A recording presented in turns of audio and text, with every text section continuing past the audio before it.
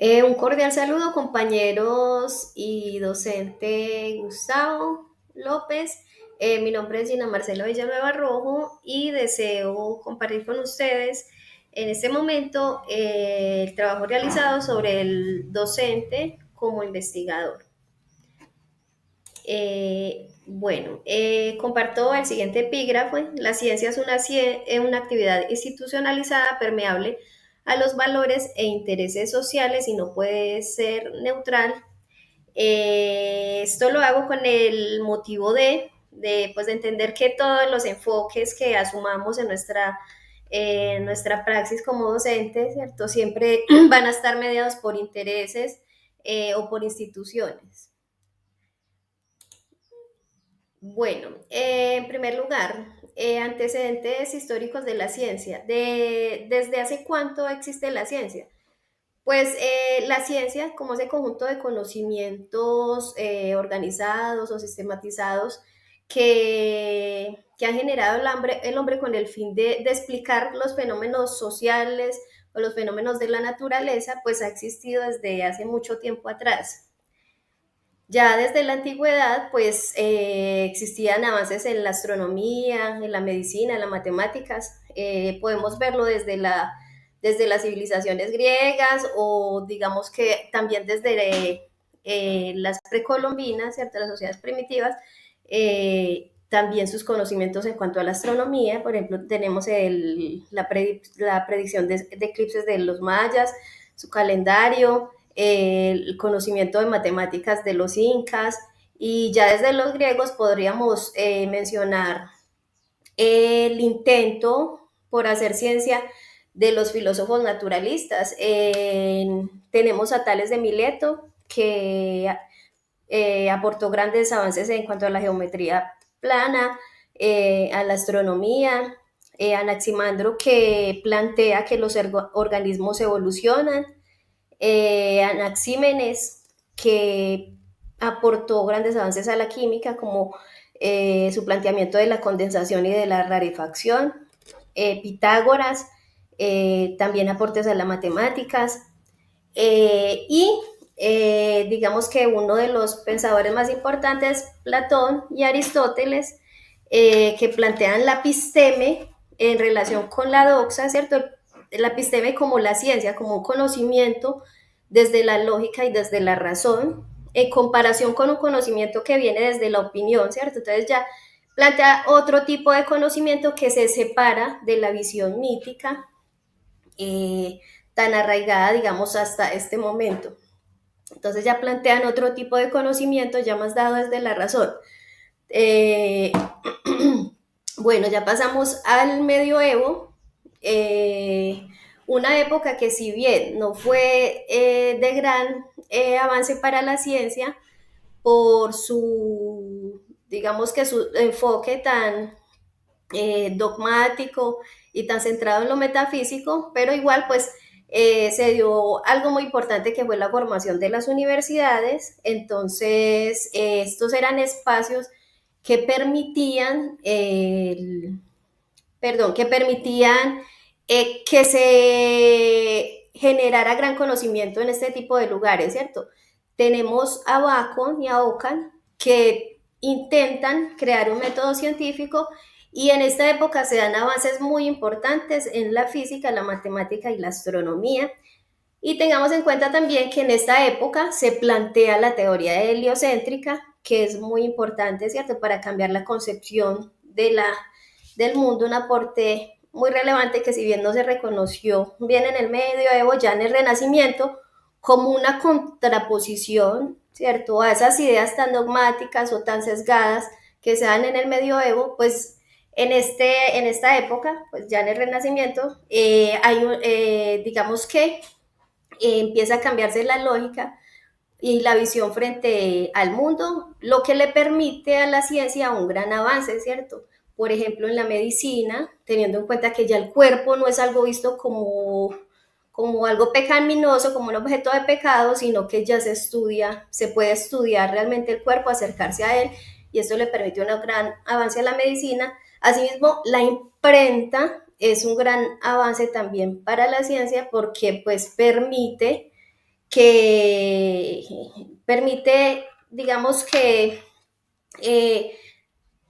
que se expandan los conocimientos, que se amplíen los conocimientos, se puedan expandir y también que se registren esos saberes y que digamos que en las generaciones posteriores esos saberes, esos conocimientos se alimenten de los que antecedían.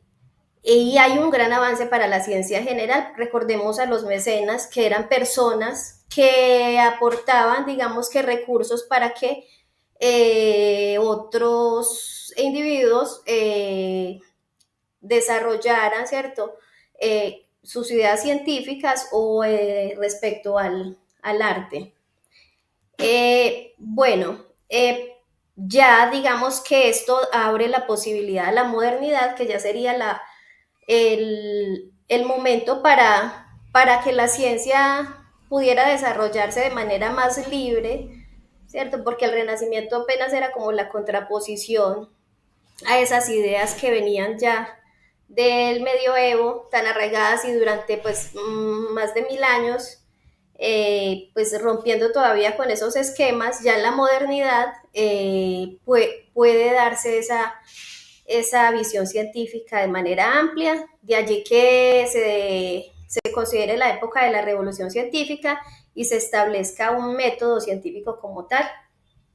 Entonces la ciencia se desarrolló en la modernidad con la intención de articular fórmulas de pensamiento que demostraron su eficacia en aplicaciones directas al desarrollo y progreso de la sociedad.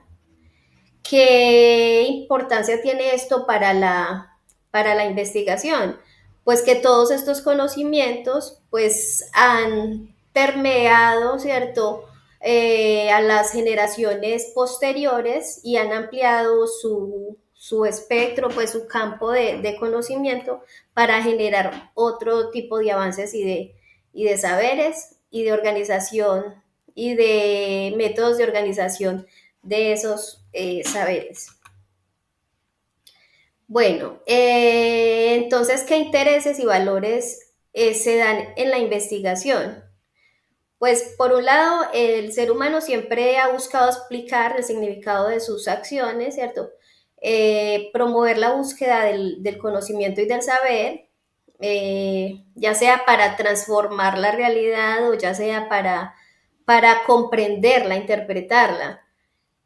Asimismo, esto ha permitido que el hombre entienda su capacidad o su posibilidad de autodeterminación, que sea capaz de construirse a sí mismo y también de transformar su entorno.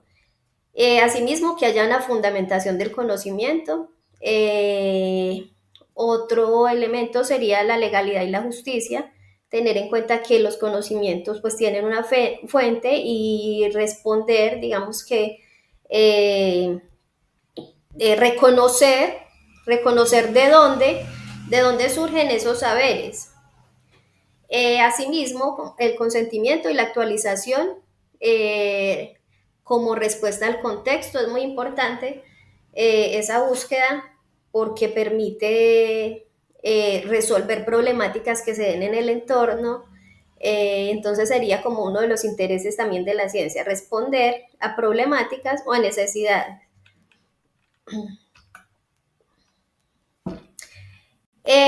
Ya en el ámbito educativo, ¿qué concepto tenemos de paradigma epistemológico de la educación y cómo se clasifica? Bueno, paradigma viene del griego daiknime, que significa ejemplo, modelo, patrón, y desde la educación sería como el enfoque o concepto adoptado por el investigador. Tiene un carácter ontológico, epistemológico y metodológico, o sea, desde dónde lo observamos, qué métodos vamos a llevar a cabo y bajo qué criterios, ¿cierto?, llevamos a cabo nuestra práctica educativa. En este momento voy a presentar los 3 paradigmas epistemológicos de la educación postulados por Hill y otros en el 2007. Entonces está el paradigma positivista, que que basa sus investigaciones en métodos cuantitativos o racionalistas, se centran o tienen una mirada objetiva y se basan en la tangibilidad, en lo que se puede observar. Algunas veces se fragmenta ese conocimiento para poder estudiar específicamente ciertos elementos. Se utiliza el método hipotético y expresa el conocimiento mediante leyes nomotéticas. Ya el método interpretativo, a diferencia, se basa en lo cualitativo, en la investigación cualitativa, perdón, es ya de rasgo naturalista, humanista y busca mucho la investigación desde lo etnográfico, la interpretación de las acciones humanas y tiene una visión holística, es más de carácter subjetivo, desde una interpretación subjetiva y busca explicar el significado de las acciones humanas. Y el paradigma sociocrítico, que busca ir más allá de lo empírico, de lo interpretativo, es un método dialéctico entre teoría y práctica. El docente es un investigador, se fija en situaciones reales y su objetivo es transformar la práctica. Usa procedimientos cualitativos y cuantitativos. ¿Cuál es la relevancia de la ciencia en la práctica educativa? Bueno, en primer lugar, solucionar problemas del contexto, transformar la realidad, crear conciencia sobre la naturaleza y la vida, desarrollar el potencial humano, aprovechar los recursos y talentos, buscar el mejoramiento continuo, clarificar la misión de la educación, saber para dónde va, ¿cierto? Digamos que detenerse a pensar en esa dinámica diaria, cuál sería la finalidad. Bueno, el profesor, ¿y cuál sería el papel del profesor como investigador? ¿O cuál tendría que ser su, digamos que su postura frente a la investigación? Entonces, un profesor como investigador debe tener una capacidad de cuestionamiento respecto a la población con la que trabaja, a la práctica que realiza diariamente, a su forma de evaluar, los planes que utiliza, los fines, qué enfoques, la coherencia de todos esos elementos. Debe buscar cualificar los procesos de enseñanza y aprendizaje, tener apertura y flexibilidad para poder generar nuevos aprendizajes, desaprendizajes en algunas ocasiones o rupturas epistemológicas al darse cuenta quizás que lo que esté haciendo o los conceptos bajo los que está o los enfoques desde los cuales está llevando a cabo su praxis, pues quizás no tenga mucha coherencia o no tenga ningún objetivo. Entonces también se puede generar estas rupturas, que tengan compromiso, que tenga mucha observación para poder